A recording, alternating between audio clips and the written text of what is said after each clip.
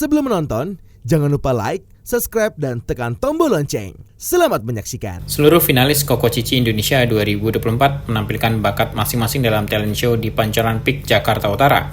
Talent show ini merupakan rangkaian kegiatan pemilihan Koko Cici Indonesia 2024. Sebanyak 32 finalis dari 10 provinsi tampak bersemangat menunjukkan bakat di hadapan para juri dan para penonton yang hadir. Ketua Umum Ikatan Koko Cici Indonesia Ellen Theodora menjelaskan, Ikatan Koko Cici Indonesia 2024 memiliki 3 tugas utama penting, yakni sebagai Duta Budaya Tionghoa, Duta Pariwisata, dan juga Duta Sosial.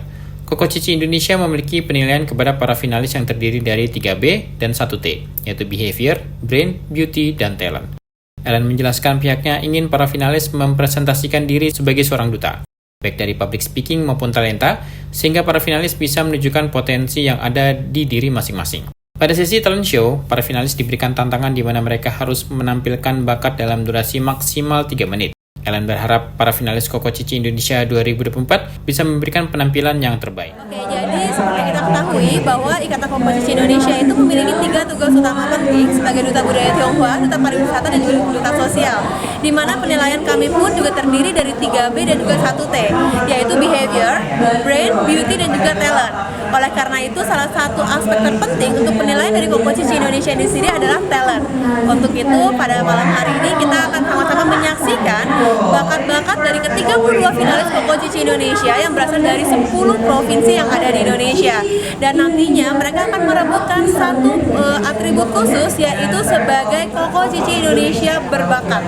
Dan nantinya itu juga akan menjadi pertimbangan dan juga akumulasi siapa yang kira-kira akan menjadi Koko Cici Indonesia 2024. Ada 32 finalis dari 10 provinsi yang ikut pada tahun ini, yaitu dari Sumatera Selatan, dari Riau, Lampung, Jakarta, Jawa Barat, Banten, Jawa Timur, Nusa Tenggara Timur, Sulawesi Tengah, dan juga Sulawesi Selatan. Oke, kalau untuk penilaian dari talent show itu sendiri, yang pertama kita mau melihat sebagai seorang duta, bagaimana cara mereka bisa merepresentasikan dirinya sendiri, khususnya sebagai seorang duta, baik dari public speakingnya, bagaimana cara mereka mengembangkan talentanya, dan juga bisa menunjukkan potensi-potensi yang ada di diri mereka sendiri. Misalnya, kalau mereka memang menampilkan seperti menyanyi, bagaimana cara mereka bisa mengembangkan talenta penyanyi mereka, salah satunya dengan pemilihan lagu, kemudian juga dengan penguasaan panggungnya, bagaimana cara mereka bisa beratraksi dengan audiens yang hadir pada acara malam hari ini. Betul, jadi kami sudah mengadakan karantina online dari tanggal 24 Oktober 2024 dan per tanggal kemarin di tanggal 9 November dari ke-32 finalis ini kami kumpulkan di karantina offline yang ada di Jakarta. Dan pada hari ini adalah hari kedua karantina offline-nya, itu adalah pembentukan talent show, di mana mereka sudah menyiapkan dari jauh-jauh hari mengenai talenta apa yang akan mereka tampilkan untuk acara malam hari ini. Jadi benar-benar selama karantina offline mereka hanya diberikan 1 kali kesempatan untuk gladi resik. Dan ini juga akan pertama kalinya mereka akan menampilkan talent show mereka secara offline. Karena di tahun-tahun sebelumnya memang kami adakan secara eksklusif dan internal, itu berdasarkan dari online-nya saja. Seperti itu. Jadi benar-benar ini apa yang mereka persiapkan pada saat mereka di provinsi. Betul, satu peserta 3 menit. Jadi juga kita menantang mereka bagaimana cara mereka bisa memanfaatkan waktu dengan sebaik mungkin. Ada bagian menyanyinya, ada menari juga, dan tentunya juga mereka memasukkan unsur-unsur budaya, dan juga ada juga kayak seperti Tionghoa-nya juga, lagunya Mandarin, ataupun juga aktivitas seperti ada Wing Chun, ada Wushu, dan ada juga yang taking juga, ada juga yang menunjukkan public speaking-nya. Jadi nanti kita lihat sama-sama bagaimana penampilan mereka. Tentunya harapan saya adalah agar mereka bisa memberikan penampilan yang terbaik, karena saya tahu mereka berada di sini bukan hanya membawa nama mereka sendiri saja, tapi juga provinsinya nih. Dan di sini sekali lagi kompetisi ini adalah kompetisi yang sehat, karena kami di sini ingin menyatukan Koko Cici yang ada di provinsi-provinsi yang lain untuk bisa bersatu sama-sama kita pegang dan juga kita promosikan budaya Tionghoa, pariwisata, dan juga sosial yang ada di Indonesia. Sementara itu, Francisco Safiroslai atau akrab disapa Dikilai, perwakilan dari Provinsi Nusa Tenggara Timur menampilkan tarian Ovalanga yang berasal dari Pulau Rote, Nusa Tenggara Timur, di mana tarian ini biasanya dilakukan untuk menghormati para leluhur. Diki mengatakan butuh waktu 1 bulan untuk mempersiapkan penampilannya di malam talent show. Diki mengaku siap dan yakin merebut kursi untuk bisa menjadi Koko Cici Indonesia 2024. Tadi saya menampilkan tarian, salah satu tarian adat dari Nusa Tenggara Timur yaitu Ovalanga. Nah, Ovalanga ini merupakan tarian adat dari Nusa Tenggara Timur, khususnya Pulau Rote. Nah, Pulau Rote itu ada nama tariannya itu Ovalanga. Itu semua tariannya itu untuk menghormati para leluhur, untuk kayak pertunjukan adat gitu. Seperti itu sih. Dari saya sendiri persiapan tariannya itu udah dilakukan 1 bulan sebelum kegiatan sih. Kalau dari saya sendiri kesulitannya itu waktu antara musik sama gerakannya itu saya aja. Tapi aman, tadi puji Tuhan bisa berjalan dengan baik. Kalau dari saya otodidak, belajar lewat YouTube.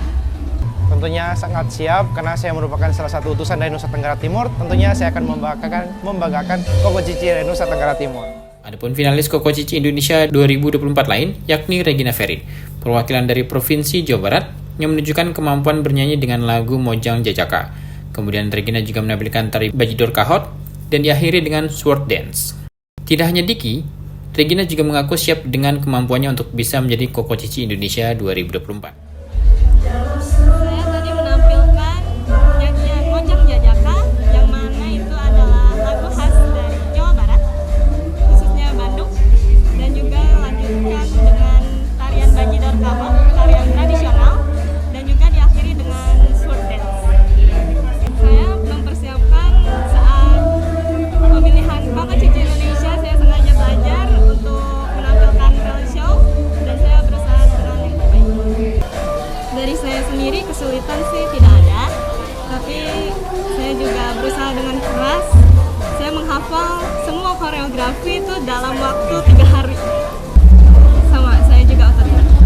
Cuman saya ada basic wushu selama 2 tahun.